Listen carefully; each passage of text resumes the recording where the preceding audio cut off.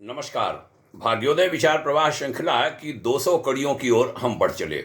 आज 197वीं कड़ी में आपका स्वागत है, अभिनंदन है। रविवार 3 मार्च 2024। आज मैं एक ऐसे विषय को रख रहा हूँ जिसके बारे में मीडिया रिपोर्ट्स ने बड़ी चिंता जताई है और वह कोई बहुत शुभ संकेत नहीं है। पिछले दिनों जब श्री राम मंदिर का लोकार्पण हुआ, प्राण प्रतिष्ठा हुई, उस समय उसके पहले बहुत सारे सुधारवादियों ने, कथित प्रगतिशील लोगों ने कहा कि साहब हॉस्पिटल बन जाता तो बड़ा हित हो जाता। हमने भी अश्वमेध यज्ञ लखनऊ में हो रहा था, निमंत्रण देने गए, कहीं बड़ा तेज चिल्लाया, ऊपर से निमंत्रण देने गए, कुछ मांगने भी नहीं गए थे कि 5 लोग हम लोग थे। अंग्रेजी ज़माने के पुलिस इंस्पेक्टर शर्मा जी थे जो रिटायर हो चुके थे हमारी टीम में, और बड़ी तेज वो भाई चिल्लाया कितना खर्चा होगा अश्वमेध यज्ञ में। तो हमने कुछ बताया तो बोला इतने से इतने हॉस्पिटल बन जाते। तो मैं शांत तब तक रहा था, लेकिन फिर मैंने बड़ी तेज कहा, हाँ बिल्कुल, खूब हॉस्पिटल बनाइए, खूब बीमार पैदा करिए, घर घर बीमार, गली गली खूब बीमार हों, गली गली खूब अस्पताल हों। धन्यवाद, आपको अस्पताल मुबारक हो। और हम आगे बढ़ चले। तो उसने कहा रुको। रुक गए, लगा अब झगड़ा करेगा। तीसरी मंजिल से नीचे उतरा, अंदर बिठाया, 101 रुपया उसने दक्षिणा दी थी, फिर हमें रसीद कटवाई थी। अश्वमेध यज्ञ में पहुंचे भी होंगे, अश्वमेध यज्ञ बहुत सफल हुआ था। तो ये हॉस्पिटल अच्छी बात है, लेकिन हॉस्पिटल बनाने ही न पड़े, उसके लिए उपाय सोचे जाने चाहिए। तो विषय क्या है? विषय यह है कि जो मैंने कहा कि अच्छे संकेत नहीं हैं कि दुनिया इस कदर बीमारियों से ग्रसित हो रही है कि आने वाले दिनों में खतरनाक संकेत दिखा रही है। ज़्यादातर लोग मानसिक बीमारियों की चपेट में आ रहे हैं। एक स्टडी हुई, उसमें दावा किया गया है कि ये मेंटल हेल्थ यंग एज में इंसान को नौकरी छोड़ने पर मजबूर कर देगा, और ये देखने को समाज में मिलने लगा है। वैज्ञानिक तरीका क्या हो सकता है इससे बचने का? कि योग, ध्यान लगाएं, सामाजिक जीवन को ज़्यादा जिएं, सकारात्मक सोच के स्वामी बने, नई नई जानकारियों के प्रति लालायित हों, सामाजिक जीवन और निजी जीवन में सामंजस्य बिठाएं, मेल जोल इन लोगों के साथ रखें। इन सब के अलावा शाकाहारी सादा भोजन करें, नियमित रूप से योग ध्यान करें, स्वाध्याय करें, सत्संग करें। ये सुझाव मीडिया रिपोर्ट्स में चिकित्सा विज्ञानियों के द्वारा दिए गए। अब ये कौन सिखाए गए? तो मंदिर ही सिखाएंगे, तो अध्यात्म तंत्र ही सिखाएगा, ये कौन ले आएगा हॉस्पिटल्स में? तो अगर विस्तार से इसको मीडिया रिपोर्ट की जानकारी दूं, ब्रिटिश रिजोल्यूशन फाउंडेशन है एक, उसने एक अध्ययन किया है। उसके मुताबिक आज जो व्यक्ति 20 साल के आसपास है, वह अपने उम्र के 40वें पड़ाव में कामकाज छोड़ देगा। यह कामकाज अपने मन से नहीं बल्कि बीमारियों के कारण लोग छोड़ेंगे, यह उनकी रिपोर्ट है। अध्ययन के दावों के मुताबिक 40वें साल के आसपास व्यक्ति मानसिक रूप से इतने बीमार हो जाएंगे कि उन्हें नौकरी छोड़नी पड़ेगी। आंकड़े बता रहे हैं कि युवा उम्र के लोगों में मेंटल हेल्थ बहुत बड़ी समस्या बनती जा रही है। मैं स्वयं समाज में इसको देखता हूँ, 2-4 होता हूँ, उनको समझाना पड़ता है।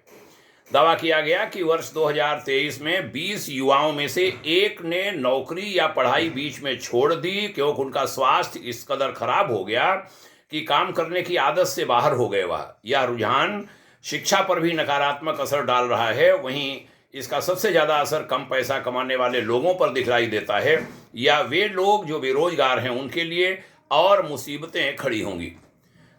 अभी 2 दिन पहले ही हम एक लखनऊ में निर्वाण हॉस्पिटल है, वहाँ बैठे थे। डॉक्टर हरीश अग्रवाल जी उसके CMD हैं। उनके पास कोई मरीज आया। मरीज, जब डॉक्टर साहब मरीज से बात कर रहे थे, मैं भी वहाँ मौजूद था, मैं उसका चिंतन कर रहा था, मैं उसका अध्ययन कर रहा था। इसका निदान क्या है? इसका निदान निर्वाण हॉस्पिटल भी नहीं है। इसका निदान तो ये चीज़ें हैं कि उसकी सोच को ठीक किया जाए।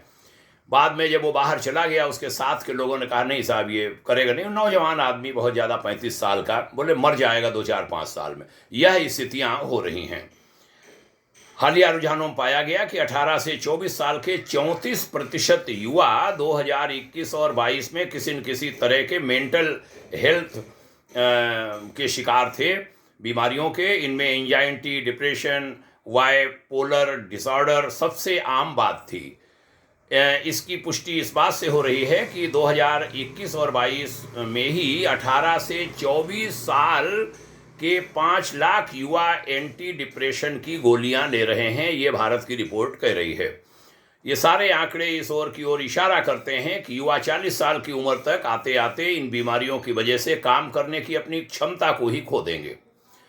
इससे यह भी साबित होता है कि आने वाले दिनों में इन युवाओं पर आर्थिक संकट का बोझ भी बहुत ज़्यादा पड़ेगा। आज भी 3 में से 1 युवा मेंटल हेल्थ की समस्या से जूझ रहा है। अध्ययन में यह भी कहा गया कि युवा पढ़ाई में भी कमज़ोर हो रहे हैं। ये छोटी समस्या नहीं है, ये एक राष्ट्रीय समस्या है, कोई पारिवारिक या व्यक्तिगत समस्या नहीं। वैज्ञानिक तरीका यह है कि हम खुशनुमा सामाजिक जीवन जिएं, सकारात्मक सोच रखें, स्वाध्याय करें, अच्छे लोगों में बैठें, खान पान को सही कर लें। श्री चंद्रशेखर जोशी जी बड़े अच्छे उपासक हैं, हमारे उत्तराखंड से हैं और संपादक हैं एक चैनल के। उनसे बातचीत में इतनी बढ़िया बढ़िया बातें पता चली, वो अलग जगा रहे हैं इस क्षेत्र में। उन्होंने बड़ी अच्छी लाइन कही कि अब कोई जागे या ना जागे ये मुकद्दर है उसका, लेकिन हमारा काम है जागृत करना। भाग्योदय फाउंडेशन भी यही प्रयास कर रहा है। किसी बड़े आदमी ने कहा हमारे कोई परिचित से, मिश्रा जी रोज़ रोज़ बोलते हैं, पता नहीं उसका कितना असर पड़ता होगा लोगों में, लेकिन एक संकल्प उभरा, चल पड़ी बात, बीज डाल रहे हैं किसान की भांति। कितने लोग सुनते हैं, कितने व्यूअर हैं, ये कभी ध्यान भी नहीं जाता। हम तो खुले मंचों पर भी इन वार्ताओं को डालते हैं। गुरुवर पूज्य श्रेष्ठ आचार्य श्री राम शर्मा जी की जो विचार श्रृंखला है, युग ऋषि विचार श्रृंखला, उसको सुनने के बाद अभी आज उसका 1159वां 1159 दिन है। जिस समय 450 दिन हो रहे थे, एक व्यक्ति का फ़ोन आया था, उसने कहा आज आपके प्रवचन को सुनकर मेरे प्राण बच गए, मैं आत्महत्या करने जा रहा था, आत्महत्या का विचार हट गया। मोबाइल उसने ले लिया था ये सोचकर कि मैं आत्महत्या करूंगा, वहाँ मोबाइल कहीं छूटेगा तो उससे लोगों को पता करने में आसानी होगी कि कौन मरा है। और कहीं मोबाइल उसने छुआ, उस पर हम सामने आ रहे थे, वो हमारा मित्र भी नहीं था, कहीं से सामने होगा। मैं खुला भी डालता हूँ ताकि नेट और उसकी समस्या न रहे, आदमी सुन सके। तो कोई नहीं, किसान बीज डालता है, उस प्रकार हम बीज फेंक रहे हैं। कल्याण हो लोगों का, यही प्रार्थना करूंगा। बहुत बहुत मंगल कामनाएं उनको जिन्होंने इसको सुना, बहुत मंगल कामना और धन्यवाद उनको दूंगा जो इस वार्ता को और ऐसी वार्ताओं को लोगों में फॉरवर्ड करते हैं, साझा करते हैं। बहुत बहुत शुभकामनाएं। अपील भी करूंगा कि वार्ता अच्छी लगती है तो लोगों में पहुंचाइए। जय हिंद, शुभकामना, ओम शांति।